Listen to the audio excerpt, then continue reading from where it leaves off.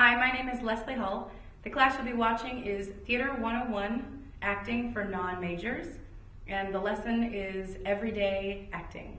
So, as I mentioned in the first day of class, when we did all that wonderful getting to know you stuff, and sort of talked briefly about my theory of acting, why I do it, why I'm here, I mentioned that you guys all already have the skills to be actors. You were raised as actors. You've already been trained as actors. You just haven't thought about it in the context of being on stage in a play with text and with other actors, pretenders. So, an actor to you is what? Let's share a definition of what an actor is. That's pretty much what we're going to explore today in this whole little second day baby step on the road. We're going to look at what is acting, why we do it, what is good acting and what is bad acting, and how do we know the difference between the two. Our different characters that we play, the characters we're playing right now, are. Well, I came to this class already having experience on stage doing stand-up comedy, and so being in front of people is something I'm comfortable with, but what I'm hoping to get out of this class would be not just the comedy that I often use as a mask, but to get the serious stuff down, which already in day 2 we've already started nailing with exercises that kind of make you step out of your comfort zone. Who are your favorite actors? We all love some of them. Yes? Jimmy Stewart. Jimmy, Jim's, yes. Or, yeah. Why do you like Jim? Why would you like Jim? Exactly. But why do you like Jim? He's extremely likable. He is just generally you get the impression that in real life, not his actor persona, you'd like the guy, right? Okay? What else? He's good at what he does. He's very... The end of It's a Wonderful Life made me cry. Thank you for sharing. Yeah. And why did it make you cry? I was so happy. It's so happy, right?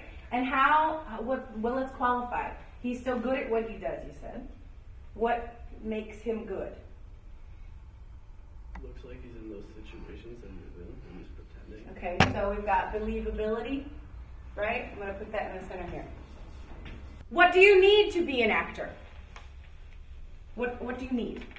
Life experience. Life experience. Beautiful. What else?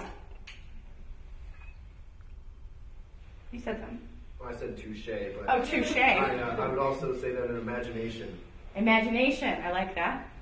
Common sense. Common sense. Passion. Passion. Yes. Happiness. Say that again. Happiness. Happiness. Yes. Empathy. Empathy. Some of these things are already up here, right? What is an actor? They need these. Yes. No shame. No shame. No fear. Yeah. Willingness to go there. What else other than that? Dedication. Dedication. You have to believe in yourself so that other Believing. These are all great things. Okay, I don't only want these as actors. I want these as people, right? These are just people skills, human skills. It's like asking, what do you need to be a human?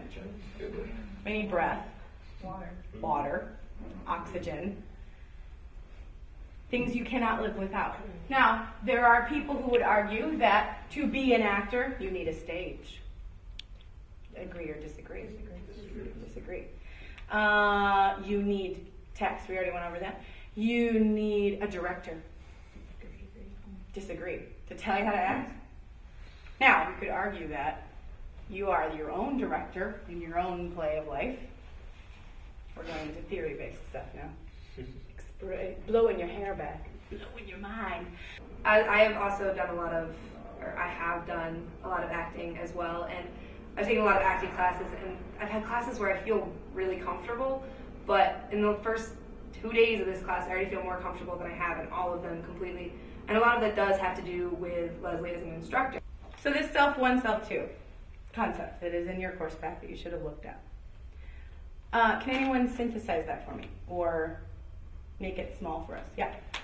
One of the things that I got out of it is self 1 is the very righteous, wants to do everything right, left brain, set in stone.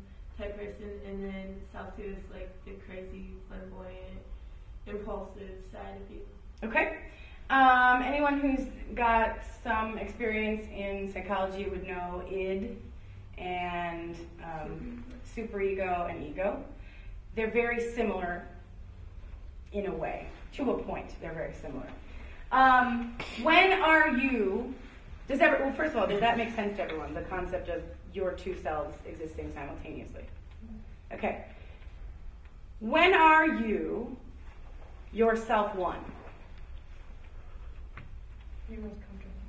Okay. When are you your most comfortable? When you're with people you know, like friends and family. Excellent if you can be. When are you truly yourself? When you're alone. When you're alone. Okay. So that is in complete confliction with the constructs of acting, right? To be completely vulnerable and to be yourself one, which is what we said good actors do. They seem like people. They seem like people we want to know. They seem like real people in real situations that we could maybe be in, right? If that is what we qualify good acting as, but we can really only be ourselves when we're alone, and the constructs of acting usually involve others or a medium, how do we override that? Is anyone feeling like they're self-one right now? I did not think so. And I'd like to test the theory. I need 3 volunteers. Come on up. 3 first hands. I saw yours in there. Come on, come on, come on. You? Something? Yep. All right, so this is our first lesson. And see now, I've automatically made it less scary because you're with 2 other people. If you were just up here alone, they'd all be against you, right? They'd all be out for you, there'd all be danger, and you'd be nervous, right? But there's 3 other people here, so you share the burden of being in front of people, okay? First, think of that. Secondly, I would like you to try and achieve, if possible, your self-one right now, with all these people staring at you in this room. Think about what your self-one is. Think about what you do as your self-one when you're at home, picking your toes. I can't be myself when I have my pants on. Okay. All right.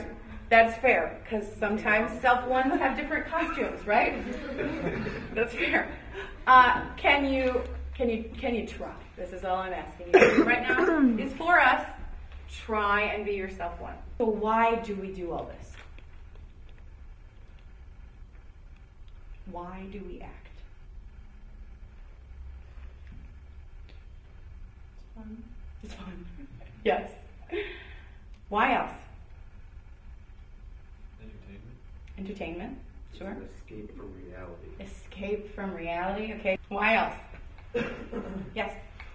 Because you can play roles that maybe you would never actually be, or do things you would never actually do in your own life. Mm-hmm. Absolutely. Historically speaking, it started out as ritual. It started out as community. It started out as a reason for people to get together, to honor the gods, to honor each other. Important to know why we do it. If an actor on stage goes through something that I'm currently going through, and I see that they make it, and it's all okay at the end, I'm going to leave there feeling like it's going to be okay. I took Leslie's class last semester, and I enjoyed it a lot. Like, it was the best class I've ever taken in my entire career of school.